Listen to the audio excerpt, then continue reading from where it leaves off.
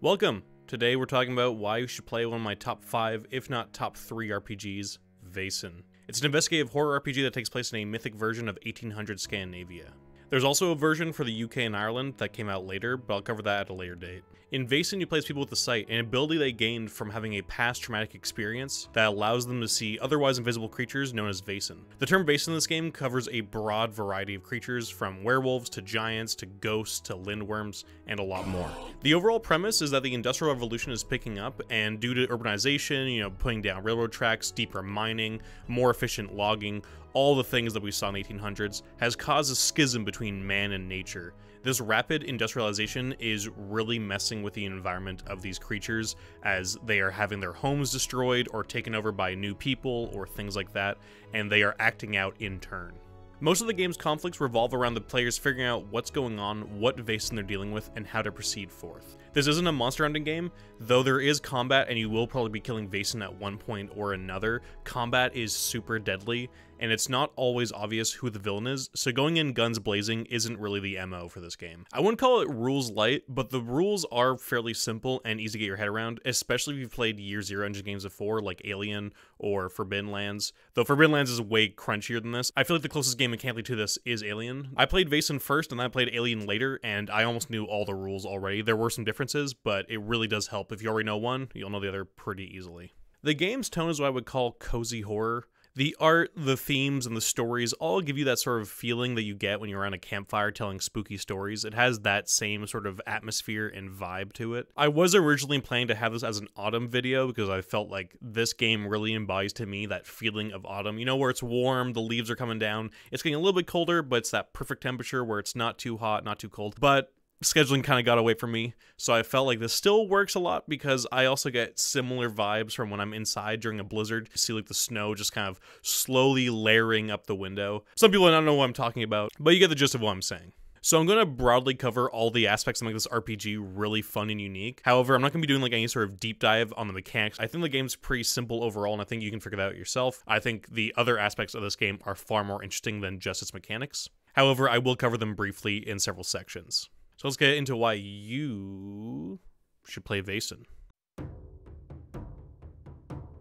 So Vaesen is a very simple game. The only dice you need are d6s. When asked to roll, if you roll a 6, that's a success. If you roll more than 1 6, that's multiple successes, which could translate to a number of things depending on context. In combat, it can mean doing extra damage. Or during an investigation scene, it can mean finding more clues or better clues that could help with your investigation. The amount of dice you roll is based on the relevant attribute and skill. Each skill is associated with one of the 4 attributes, 2 mental and 2 physical. So if Ingrid the Hunter takes a shot at a deer with her rifle and she has a 5 in precision and a 3 in her ranged combat skill, she rolls 8 dice. If any of those dice are a 6, she succeeds on the shot. If she gets extra 6s, it could translate to getting a perfect heart shot, or anything that might be useful or helpful in the situation. When you make a character, you'll be able to choose between 3 different starting ages. When you're younger, you'll have more attributes, but less skills. The medium age is sort of like the in-between, and the older age means less attributes, but more skill points. This is supposed to reflect as you get older, your body starts to become more frail as well as your mind, but you have more experience in life, and therefore your skills are higher. You also pick an archetype from a list, and this determines your favorite traits, your talents, your starting equipment, as well as being a base for your character's motivations. So that's the basic mechanics, but the really fun stuff is the role-playing side of characters as well as their talents. Starting out, each archetype has 3 talents they can choose from for their character. Some of these are just mechanical bonuses, such as getting more dice for a certain role, or being able to use a different skill that your character is better at than the default skill usually asked for. But there are also some really fun ones that allow you to change the narrative. GMs who are not used to more narrative games may need to learn to take their hands off the steering wheel just a little bit, as this can change how the plot and story plays out. Let's take the Vagabond's well-traveled talent as an example. Once per mystery, you can make a manipulation test to create an NPC who is situated in the area, and who you have met before. The Game Master decides how she has changed since you last met, and what she thinks of you now. If the test fails, she's either hostile or in great need of your help. You can do a lot of fun stuff with that one, and one thing is that if this does stress you out as a GM that your players have a bit more of a say, I would say try and look at it more as opportunities to deliver information and clues, versus ways that players might mess with your game. There's definitely a how to do investigations in RPG video I need to make at some point, so I won't go too into detail here, but wheel spinning is not fun. So using well-traveled, maybe the Vagabond knows the owner of a very busy tavern in the area. And instead of getting the information from a nosy neighbor like you had planned, now the tavern owner is the one that actually gives that information. The player feels if they did something to move the story forward, and you still get the information across that you need to get across, so it's a win-win. Keep in mind that Vaesen is about telling a shared story about flawed individuals making their way through life during weird times.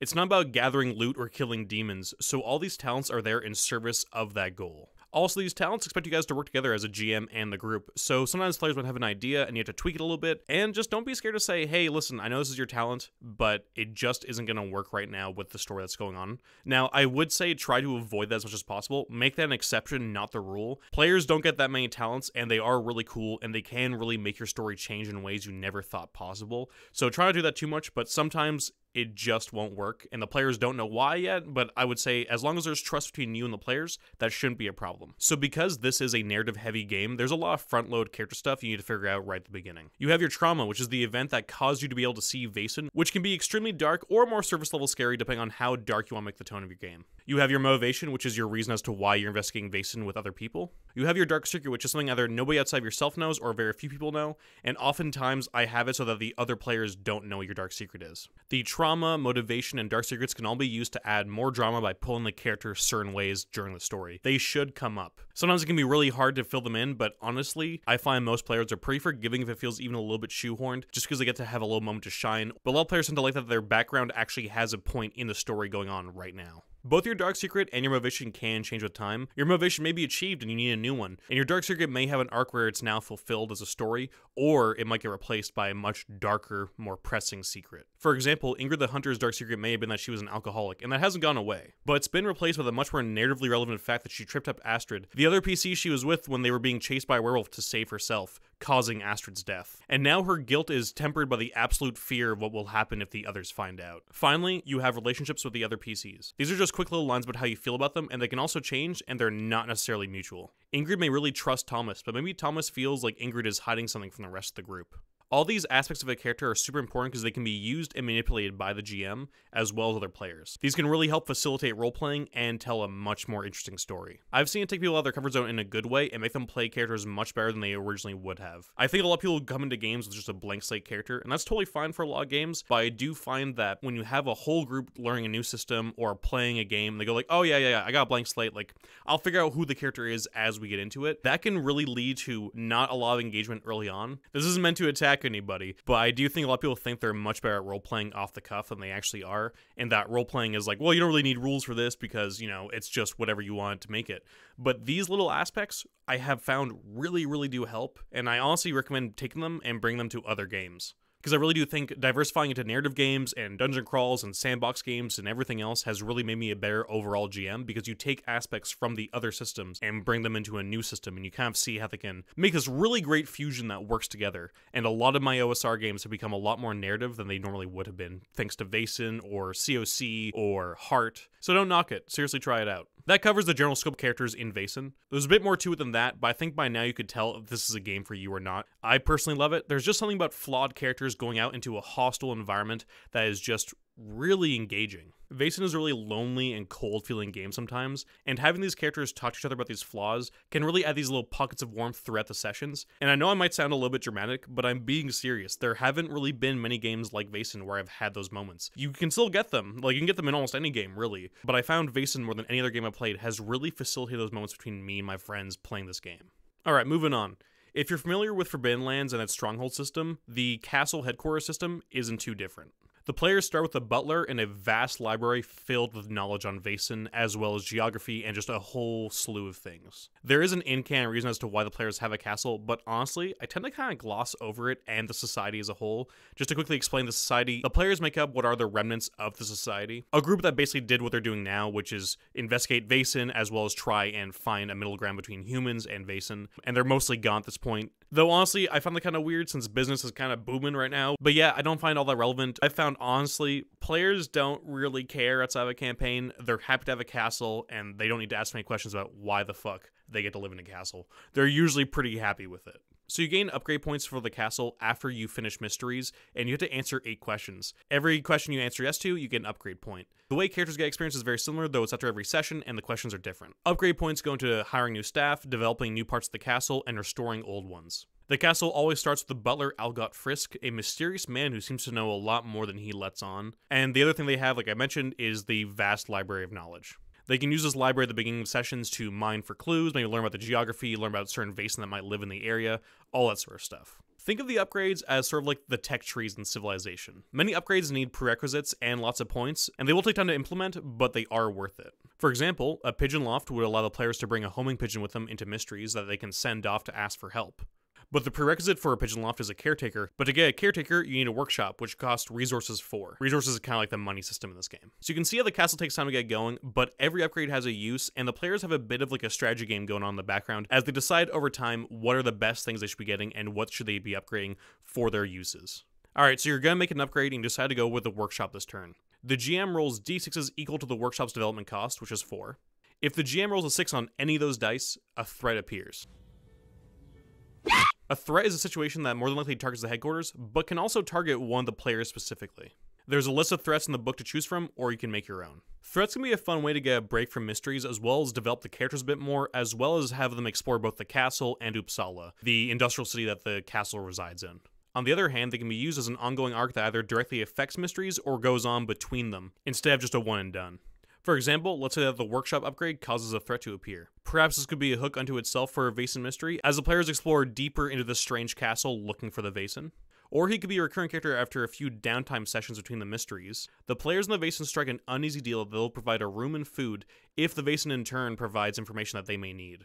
With every new threat that is rolled, you can introduce new threats, such as a government official working to have the castle demolished, or a relative of one of the original owners of the castle trying to claim a piece of it for themselves. Or what you could do is keep fleshing out the same threat. Perhaps each threat rolls a new event, such as an upgrade being damaged by the Vaesen, or maybe the butler being enchanted by that Vaesen. The castle upgrades and threat system is a fantastic backbone to a campaign to keep things fresh, or to move things to a more human storyline if you guys want to break from mysteries. However, if you want to do just sort of like a Monster of the Week kind of campaign, you can let the players just do upgrades of the threats ever happening, so you don't have random people just knocking on their door every time they try and do something. It's really up to you and your group how you want to play this. Alright, I'm going to gloss over combat just a little bit because I don't think it needs a huge spotlight, as it's not really a focus of the game, and it's a little bit more ambiguous and narrative.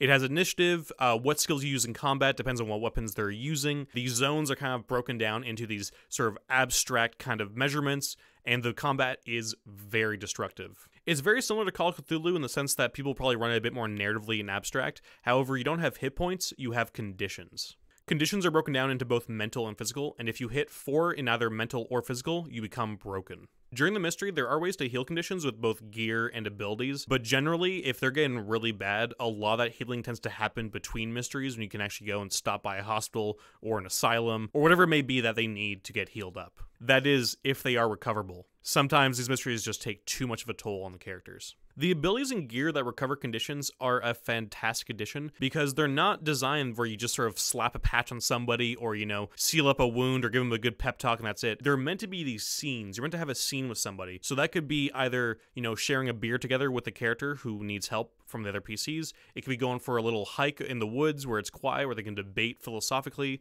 It could be going to church and praying together. There's a lot of different ways that characters can use their abilities and gear together as a group, and it really allows these moments where the characters truly bond, and I think it really adds to the story, as well as being a nice way to sort of break up the mystery, because instead of the players constantly having to think about how they're going to figure out the next clue, it lets them breathe a little bit and just role play and have a good moment and then get back ready to go. It's almost like the characters in the game, while they get a little bit of a reprieve, so do the players, and I think that's just fantastic design. And that's why combat can be so deadly. Just 2 gunshot wounds, and they could be broken or even dead. And that's why combat you want to try and avoid as much as possible unless you have a severe advantage or you really, really need to, or it's just unavoidable. Because at the end of the day, even though you have these sort of nice, cool powers, you're still just a regular person. If you've played other RPGs, you should pick up the combat pretty easily. I'm not a huge fan of the card-based initiative, but it's fine. The combat's not bad or anything. I'm not glossing over it because I think it's not great. It's just that it's serviceable, but it's not really a main highlight of why you're playing this game. Weirdly enough, speaking of the initiative, I also think the Shadow of the Demon Lord initiative system might actually work really well in Vaesen and a lot better. However, I haven't tried it, so I can't comment on that. Anyway, let's get on to the stars of the show, the Vaesen and the mysteries surrounding them. The way Vaesen mysteries are designed is brilliant. I think the actual layout and some of the official scenarios could use some work, but I think the way they're supposed to flow conceptually is really solid. And the overall GM advice in the book for making investigation games is honestly pretty good for any game you're running that's investigation based, so I recommend reading them just as a good way to learn. It's a lot of stuff coming together that makes Vaesen work so well, but there's one thing in particular that I find that Vaesen has that other investigation games don't have, and that is the fact that the players should know what Vaesen they're dealing with relatively early on. Like around the halfway mark to the 2/3 mark. I think having a major revelation like that fairly early on in the game really helps satisfaction versus waiting until the absolute end before the big reveal happens. What this does is that this fixes a major problem with a lot of investigation games, and that is the feeling of spinning your wheels, or even if you're finding clues and not spinning your wheels, it can kind of feel like you're stumbling through scenes rather than moving through them with direction and understanding of why you're going through certain parts. Maybe this is just a me thing, but I really hate the feeling that the group is just slamming their head into a wall, hoping it reveals the next path.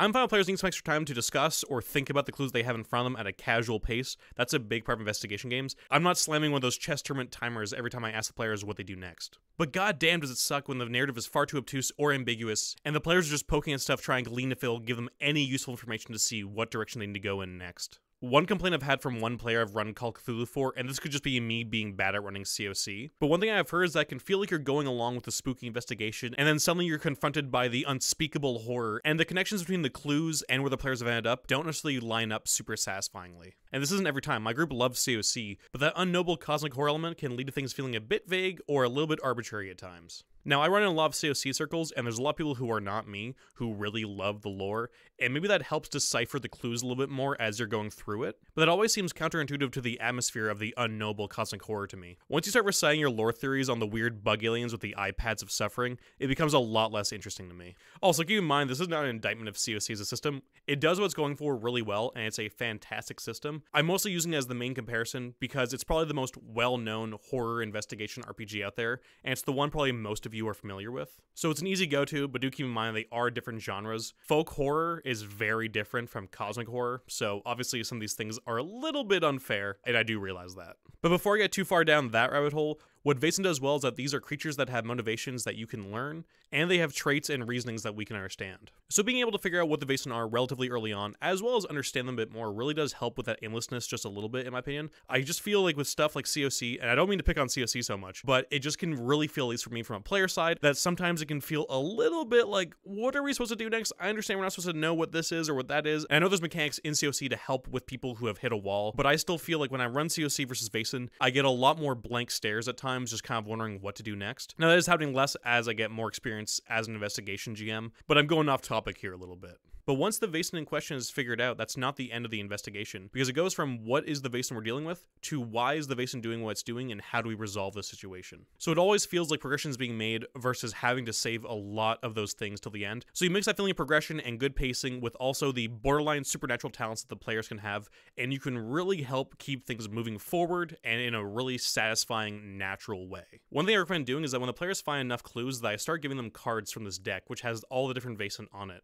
And the deck has a picture of the Vaesen as well as the description on the back. There's no stats or anything like that, so you can easily give it out to your players. I don't give them all of them. I give them a few where they might start nailing down what they are, because I feel like their characters, especially if they're experienced, know what Vaesen are, know what Vaesen they might have dealt with. This could be stuff from the library, so I might give them like, 4 or 5 of them. I might start taking some away when they start figuring stuff out, but a lot of the times the players love it, because you have this physical thing you can hold on to and look through. And in the same way some people learn differently, I feel like the way some people might have a card to actually look at the thing and actually be able to sort of think about it, it does help some players sort of mull over their thoughts a little bit more. It's almost always a really exciting time in the investigation when they get enough information where I start handing them out to the players, and they'll start debating with each other, and they'll start looking through the different descriptions on the back and start really just trying to see what they might be dealing with and start axing out ones they don't think it is. And it's always really, really fun to do that. So I highly recommend that if you have it at the table or if you're doing it online, giving out those cards in some way or another is really, really fun.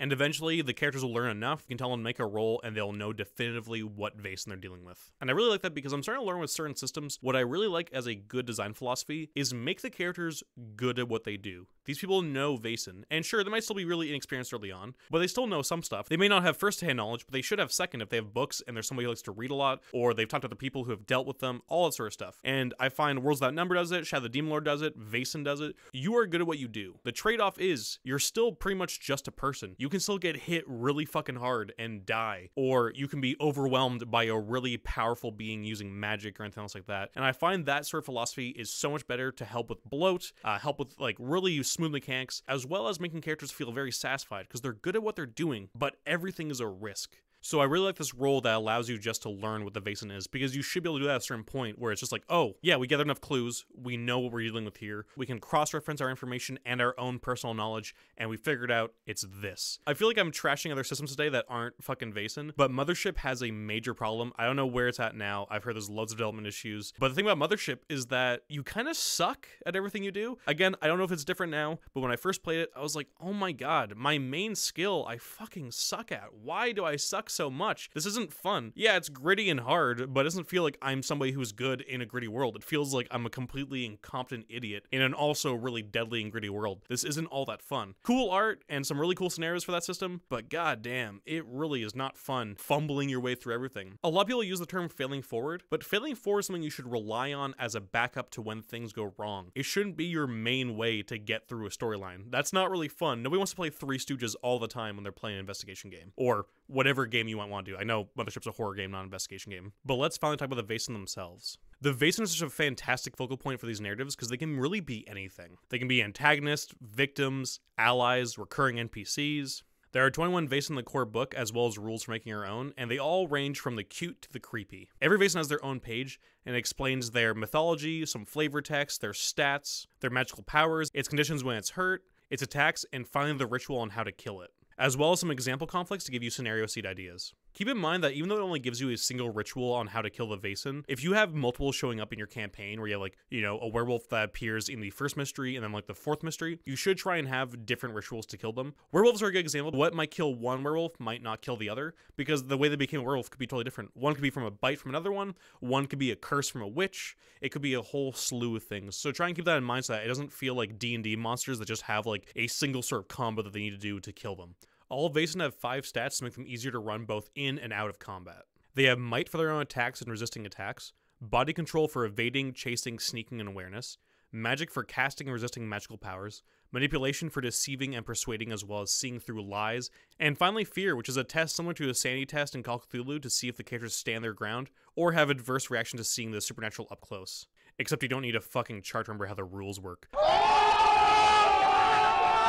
Okay, now I am trashing Call of Cthulhu. The more I play other systems with fear mechanics, the more I truly start to hate Call of Cthulhu's sanity system. Comment below why I'm wrong, and tell me why COC's sanity system is so complex as it is, and why it's a good thing. Magic comes in the form of enchantments, curses, and trollcraft. Enchantments are a great way at foreshadowing what the Vaesen is, as well as a good way narratively to show that the conflict is ramping up.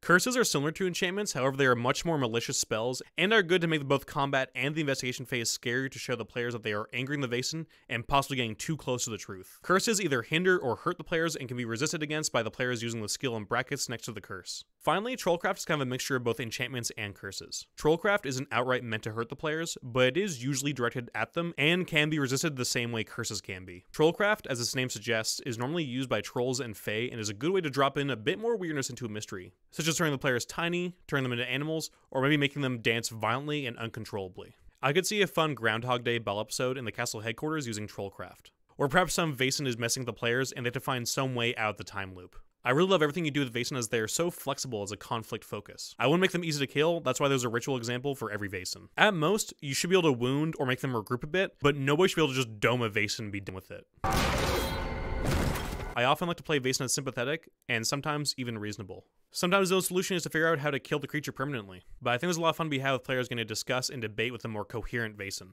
I've had players take the Vaesen side over the humans, some of them are able to reach compromises between the two different parties, and sometimes all they can do is put the Vaesen down. This level of variety keeps things fresh. You're not a monster that are always tracking its core and then cutting its head off.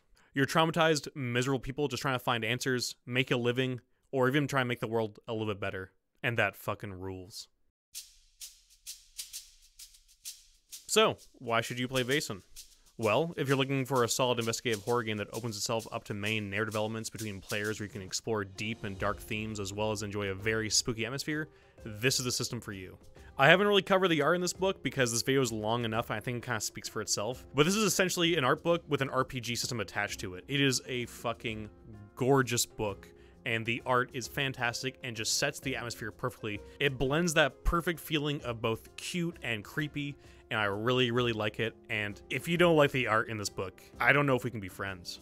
I immediately fell in love with Vaesen when I first got my hands on it, and I've had some genuinely thoughtful and touching moments playing it. A lot more than other systems. There's just something about Vaesen that I can't quite put my finger on. There really isn't anything else out there quite like it in my opinion, and I highly, highly recommend it. I do have a few friends who don't like it, and I tell them to their face that they're wrong. It might not be for you, and if it isn't, well, then I kind of feel bad for you. Thank you so much for watching. I hope you really enjoyed the video. If you want more stuff from me, I do have a second channel where I post gaming content occasionally. I also stream on Twitch, and you can catch my long-form action plays over on the podcast. Also, feel free to join the Discord if you're looking for more RPG games to play in. I do tend to post games there that I will review, so it's a good way to get into games if you're looking for them, though I only run about 1 or 2 a month. And you're welcome to post your own games there as well. All the links are in the description. I'll catch you later, and stay safe out there.